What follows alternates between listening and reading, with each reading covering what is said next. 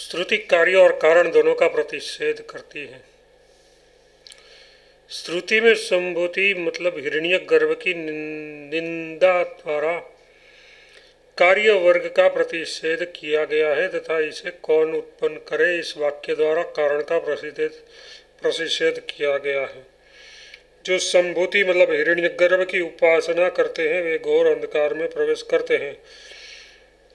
इस प्रकार संभूति के उपास्य की निंदा की जाने के कारण कार्य वर्ग का प्रतिषेध किया गया है। यदि संभूति परमार्थ सत्व स्वरूप होती तो उसकी निंदा की जानी संभव नहीं थी। शंका, संभूति के उपास्यत्व की जो निंदा की गई है वह तो विनाश मतलब कर्म के साथ संभूति देवतोपासना का समुचित विधान करने के लिए है।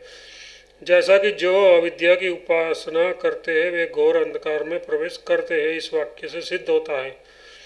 समाधान, समुचित ही संभूति विषयक देवता दर्शन और विनाश शब्द वाच्य कर्म का समुच्च विधान करने के लिए ही संभूति का अपवाद किया गया है। तथापि जिस कारण विनाश संज्ञक कर्म स्वाभाविक अज्ञान जनित प्रतिरूप मृत्यु को पार करने के लिए है, उसी प्रकार पुरुष के संस्कार के लिए विहित देवता दर्शन और कर्म का समुचित कर्म फल के राग से होने वाली प्रवृत्ति रूपा जो साधन लक्षणा दो प्रकार की वासना में मृत्यु है उसे पार करने के लिए है। इस प्रकार ऐषणाद्वय रूप मृत्यु की अशुद्धि से मुक्त हुआ पुरुष ही संस्कार संपन्न हो सकता है। अतः देवता दर्शन और कर्म समुच्चय लक्षणा अविद्या मृत्यु से पार होने के लिए ही है।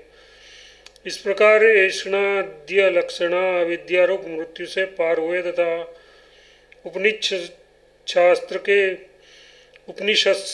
के अर्थ की आलोचना में तत्पर विरक्त पुरुष को ब्रह्मत्व रूप अविद्या की उत्पत्ति दूर नहीं है। इसीलिए ऐसा कहा जाता है कि पहले होने वाली अविद्या की अपेक्षा से पीछे प्राप्त होने वाली ब्रह्म विद्या जो अमृतत्व का साधन है एक ही पुरुष से संबंध रखने के कारण अविद्या से समुचित ही की जाती है। अतः अमृतत्व के साक्षात साधन ब्रह्म विद्या की अपेक्षा अन्य प्रयोजन वाला होने से संभूति का अपवाद निंदा ही के लिए किया गया है। ये वह यद्यपि अशुद्धि के क्षय का कारण है तो अभी अतनिष्ठ मतलब मोक्ष का साधन मोक्ष का साक्षात हेतु न होने के कारण उनकी निंदा की गई है।